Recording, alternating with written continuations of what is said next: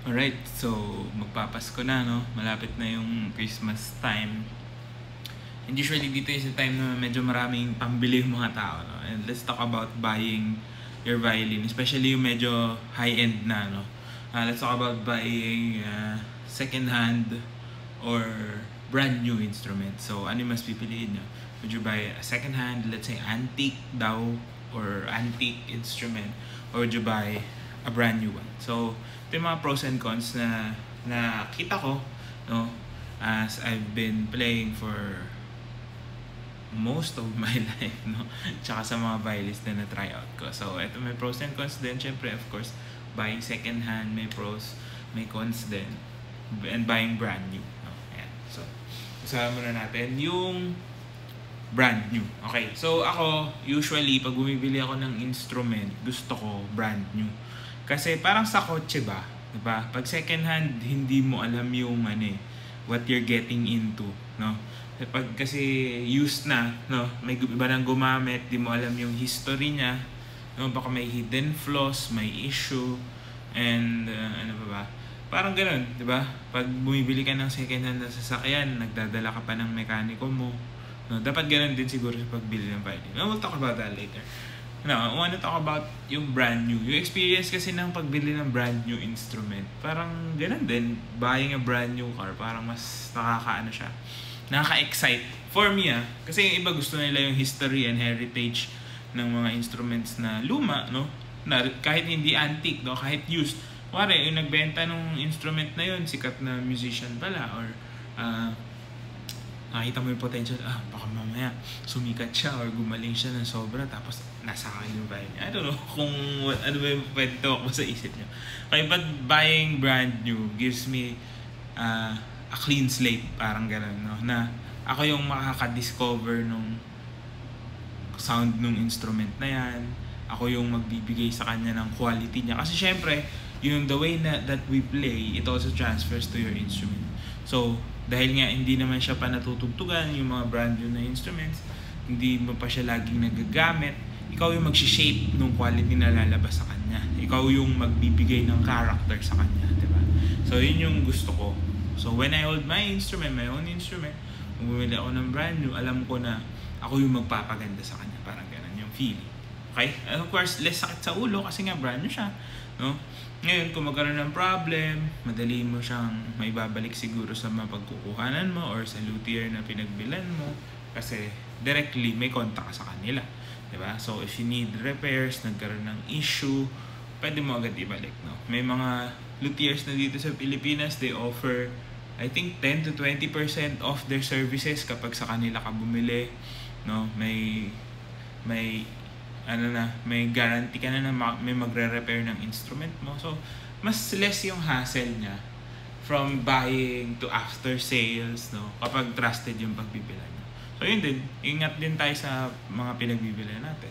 So, just make sure na legit yung pagbibila niyo and siguro kayo na they honor. So, siguro may contract ba yan or whatever para i-honor nila yung mga ganun, yung discounts or yung mga repairs, or if meron ba silang return policy, or baka meron din trade-in policy, di ba, na after a few years pwede mo ibalik sa kanila and get it for a fair value para makabili ka ng pang-upgrade mo. So may mga ganong options. Yun yung pros ng brand new. Of course yung cons niya, yun siguro wala masyado no?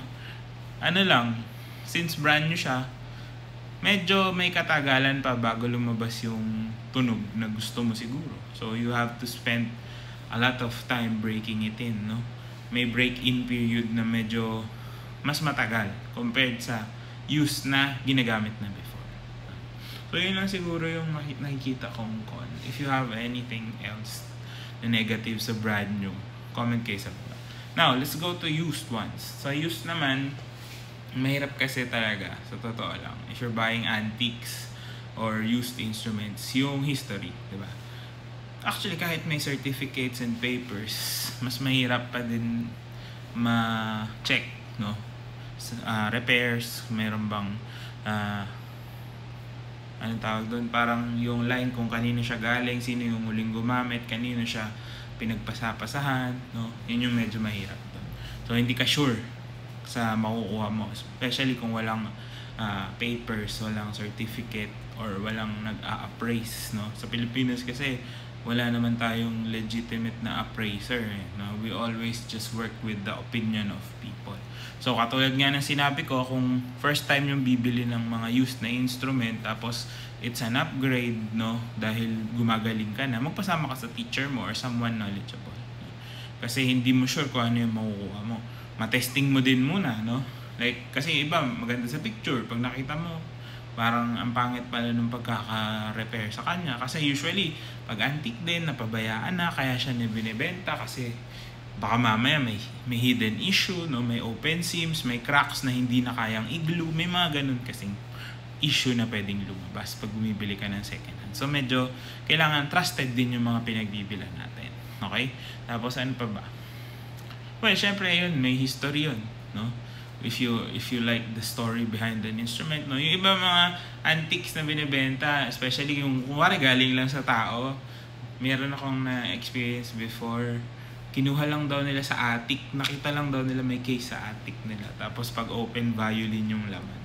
So may mga gano'n, no? Tapos yung pala, dati nag-violin yung lolo nila, hindi nila alam, mga ganong kwento, no? May mga interesting facts about the instrument. Of course, syempre mapagpapasapasahan na yan, kung kanino magagamit. Maganda rin naman siya, no? I also have an antique instrument with me.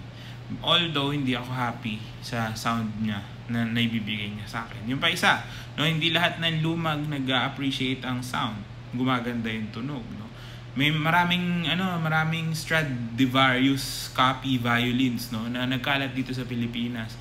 People think legit siya, pero makita mo made in Germany. No, yung mga ganon. Kung tutuusin yung mga ganon, parang heartstrings lang din yun nung unang panahon. So ganon lang din yung value niya. Yung mga Strads ng 1920s, I think, to 1940s, before the World War II. So usually yung mga instruments na yun, factory made lang din. So hindi siya high quality, di ba? So may mga ganong cases din. Hindi lahat ng antique nagmamahal. So you have to make sure na tama yung pinagtatanungan nyo, tama yung pinagbibilan nyo. And also, yun nga, maganda yung heritage niya. Merong mga magagandang instruments din naman talaga. Eh, dahil nga luma na sila, mas maganda yung tunog, no? If the wood that they use is legit. Kung factory made yun, hindi na masyado. Pero maganda rin yung history and heritage. You just have to be very, very careful of your instrument that you're buying, especially pag luma na siya. Now, isa pang kailangan mong iintindihin is an antique violin or an old one or a used one might show signs of damage, wear and tear. Normal naman yan, di ba? Yun din yung yun yung mga titignan nyo. And also mas marupok siya. So mas malaki yung possibility kung mahulog man yung instrument, no, that would shatter into pieces. Baka hindi lang crack. So kailangan maingat ka. And sa totoo lang, kailangan marami ka talagang pera na nakaabang kapag gumagamit ka ng mga antique or old instruments. Kasi kailangan mabantayan mo yun, maparepair mo ng ayos, ma-maintain mo ng ayos. Mas maarte na nga yung violin. Pag mas luma yan, mas maarte yan. So yun yung mga cons ng pagbili. So wherever you're buying, just make sure you are well protected, you are well informed, no? Hindi tayo maniniwala sa mga pinagsasabi lang.